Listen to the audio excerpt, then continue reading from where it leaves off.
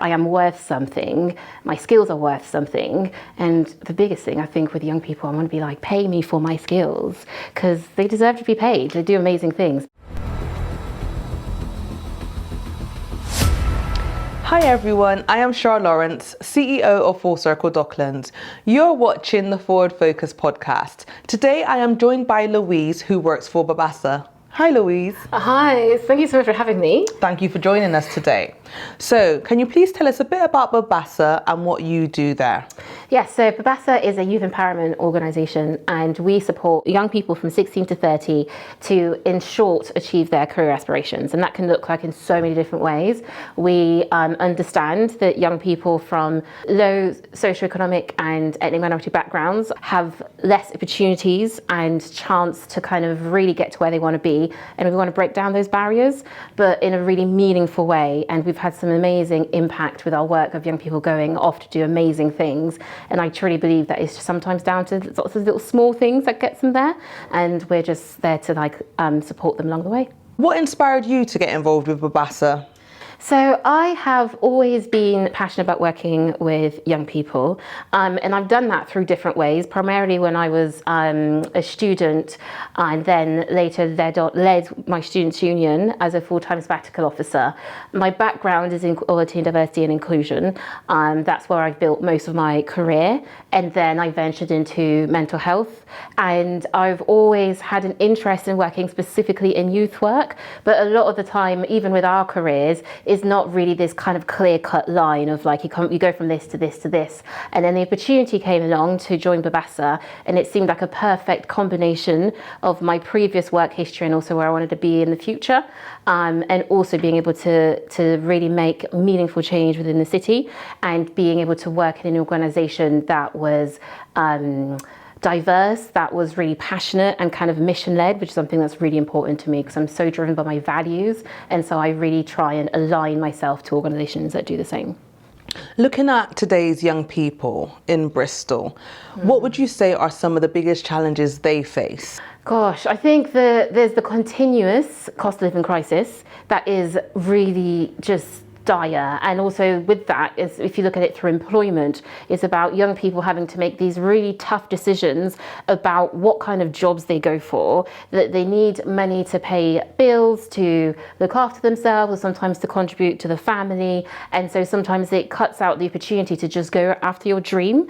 And in today's world, sometimes going after your dream and getting that doesn't amount to automatic paid work. There's a lot of like doing voluntary work, doing internships, and that also comes with a level, you need to have some level of privilege and disposable financial income to be able to work without that kind of full salary.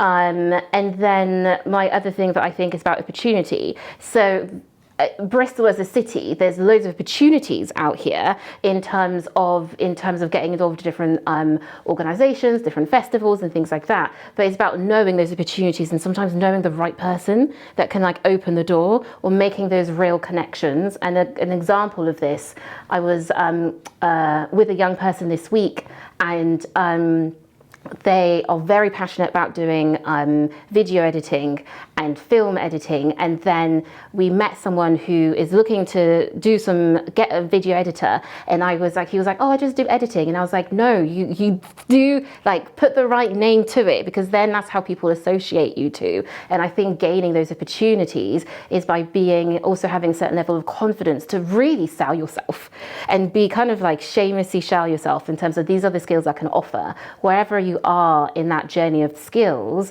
But we all, even you and I, we've got to where we are in our career because you started as an admin, and then you work your way up, and then you work your way up, and then for you now you're CEO. So like it's not this like overnight thing, but you have to start really having your own confidence to really be like, I am worth something, my skills are worth something. And the biggest thing I think with young people, I want to be like, pay me for my skills, because they deserve to be paid. They do amazing things, but that confidence is really hard to like equate skills and financial recognition. So if a young person wanted to get in touch with Babbasa, what would they need to do to be involved with the organisation? So getting involved with Babbasa is quite simple. They can reach out to us either through Instagram, Twitter.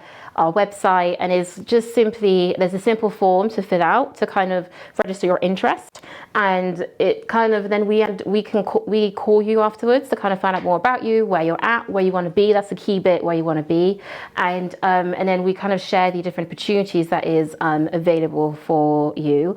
All our services are free, which I think is really important for young people, and is open to all from 16 to 30, and yeah, either coming into our office or online. So hopefully it's quite simple, but also there's a staff within the organisation that can also guide young people through the different processes. Where do you hope your career will lead on from there? My aspiration is to be a charity CEO one day. So yeah, I've been saying this for the last 10 years. So, and I really believe in and I remember when I said the first time I said it was at a leadership event for getting more women in leadership. And I said, I want to be charity CEO. And I remember distinctively at the time, someone was like, oh, isn't that even a bit too high? And I remember being like, just you watch, one day I'll come back and I'll be like, look, I did it. But on a serious level, I really want to be able to support and develop individuals. I really believe that anyone and everyone can do amazing things. It's just about kind of confidence, someone believing in them, and someone kind of giving that step up.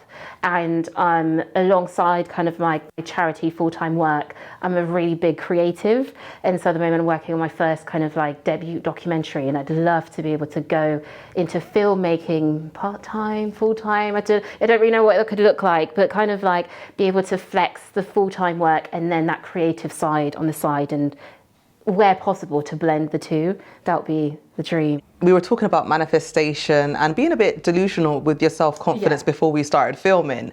And what I found being a CEO is, although I'm busy at work 9 to 5 every single day, and sometimes in this role it feels like it's a 7-day-a-week job, but I do have a creative side as well, and you do still have to explore and nurture that side of you. So I totally think you're going to do it, girl. You are going to be a CEO one day. When it comes to our young people, as you know, like knife crime is a really big issue. We spoke about young people not getting paid enough for their skills, or just monetary opportunities not being there. What do you think a solution is that us as adults and a society can do to help young people? Gosh, I think the solution to that is not like a one solution that miraculously fixes it. So that's why it makes it quite tricky and nuanced every time there's conversations around it. But in terms of like linking that answer with like the work of Babbasa, I think a lot of the time young people need something to do that is meaningful, that is purposeful, that gets them out of the house, that gets them out of bed, that gets them connecting and meeting other people of like all walks of life, who peers or people who are further along in their journey, even like younger people. Younger to them is also really valuable because I think there's a really powerful peer-to-peer support that can happen even within that young people like sphere and space. But I think it's about, oh God, I think sometimes you can have ideals of like, oh, there's a life out there, but you need to tangibly see it and feel it and be exposed to like, what else could life be outside of X? Right. And to really be able to see it on multiple times. Sometimes one time isn't quite enough because you're like, cool, well, that person did it, but like, good for them, but that's not, that is never going to be me. But actually, once you can see it and feel it and like be able to experience it, and then have someone that can coach and support you in that, I think anything's possible.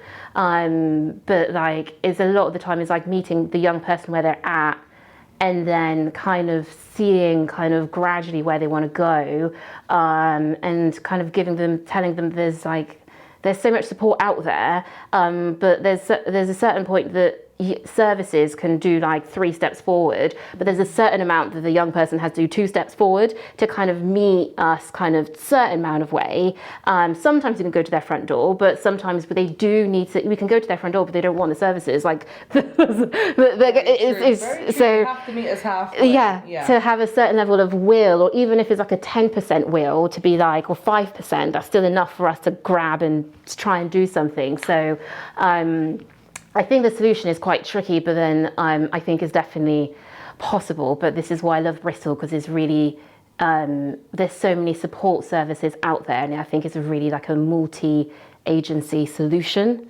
to really kind of get it going with like schools, with like charities, with like local government, to really make it work, because our young people, as everyone says, they're our future. And if our future kind of gets, numbed at like, 15, 16, 20, 25, then we need people that are going to take over our jobs, lead our communities and things like that. So we need to protect them so they can be the next generation.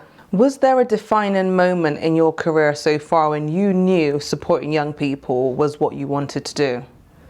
I think, yes. So I think when I was a student and I started being a sabbatical officer, I think I believe so deeply in the potential of others and what they can be, and like they can be can look like so many different things. But like, so I've always believed in, if someone has the right things to get them to where they want to be, they can get there and more. So I think, definitely when I started being a student, and then when I eventually started getting into full-time work, and I was supporting a lot of students doing leadership roles within the Students' Union, it was incredible to see the growth and to see their confidence grow and their impact they were making within their university community, and then also what they went on to do afterwards. I think that is the most beautiful thing, because then you're like, oh my God, like when I was working, you were here and now you're there. And it's just like, and I think sometimes they come back to you, be like, oh, you did this thing and it meant a lot. And you're like, oh, that was just my job on a Tuesday. But for them, like, it really like makes a massive impact. So I think that's the bits that I'm really hold on to working with young people. Is a lot of the time is what happens next, isn't it? Like, but sometimes we get to pleasure to see it, sometimes we don't, but there's always a next for a young person. I think that's beautiful. And you never know how you are changing a young person's lives just by being an enthusiastic supporter of them. Sometimes young people do need cheerleaders who are in their corner, supporting them and pushing them in the right direction. There's an abundance of negative influences and stereotypes out there, and but there's also an abundance of positive influences out there. So we have to keep championing the work that we do and pushing our young people in the right direction. So I think that's amazing to hear. It seems like your heart is in the right place, and you are doing an amazing job. Can you tell us a little bit about Babbasa's 2030 plans?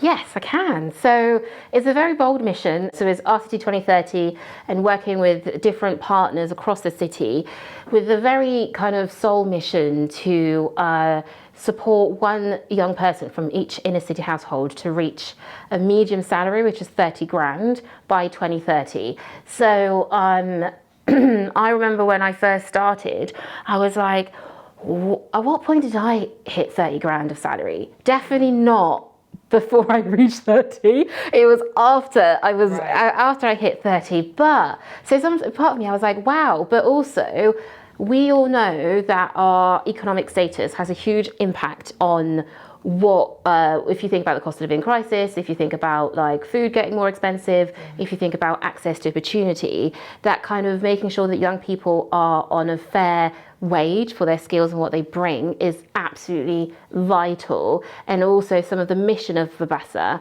is in the belief of the, like, and I think they say this in other like stories, I think some in the Bible and things, but like in the kind of like, you support one young person in that household, and the impact is like way bigger than that young person in terms of like siblings, in terms of like parents and cousins and like their friends at school, and then they start talking about like, oh, I did this with Babbasa, or I did this work experience and it was really cool. And so like I think that power of like supporting that one young person and the impact they can have on the city, I think is powerful. Is absolutely powerful. So so our mission is to support young people to get those really meaningful jobs, but then also working with businesses across the city, because it's not enough to empower young people to get into those jobs if the businesses aren't ready for the young people and that talent.